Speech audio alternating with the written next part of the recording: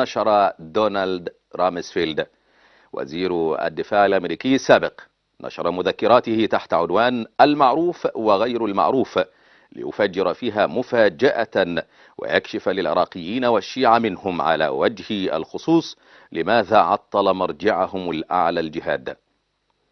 دفعنا 200 مليون دولار للسيستاني ليسلمنا العراق ويحرم قتالنا، هكذا قال رامسفيلد في مذكراته. السيستاني باع العراق مقابل 200 مليون دولار. تفاصيل الخبر تقول إن المرجع الشيعي الأعلى في العراق علي السيستاني استلم 200 مليون دولار ليساعد الأمريكان على غزو العراق وليصدر فتاوى تحرم قتال الأمريكيين في العراق.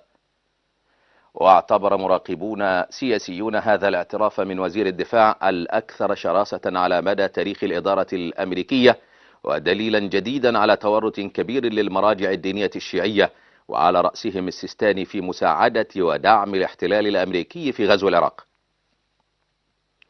وتحدث رامسفيلد في فصل من مذكراته عما أسماه علاقة قوية ربطت بينه وبين السيستاني قبل وبعد وأثناء الحرب على العراق. وكتب رامسفيلد فصلا عن علاقاته مع علي السيستاني كشف فيه عن قوة العلاقة التي كانت تربطه مع المرجع الشيعي قبل وأثناء وبعد الحرب على العراق في ربيع 2003 ميلادية.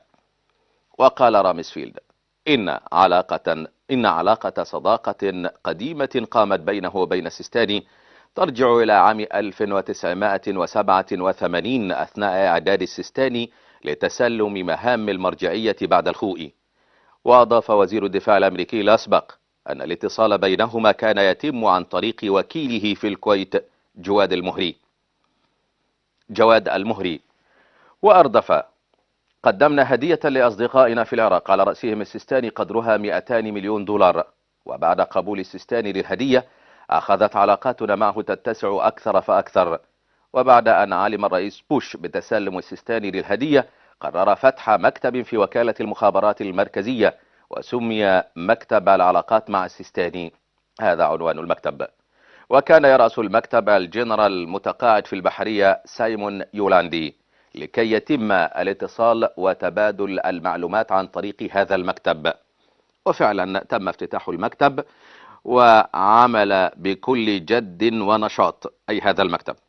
وكان من ثمار هذا العمل المتبادل صدور فتوى من السيستاني بأن يلزم الشيعة وأتباعه بعدم التعرض لقوات التحالف التي وصلت للحدود مع الكويت.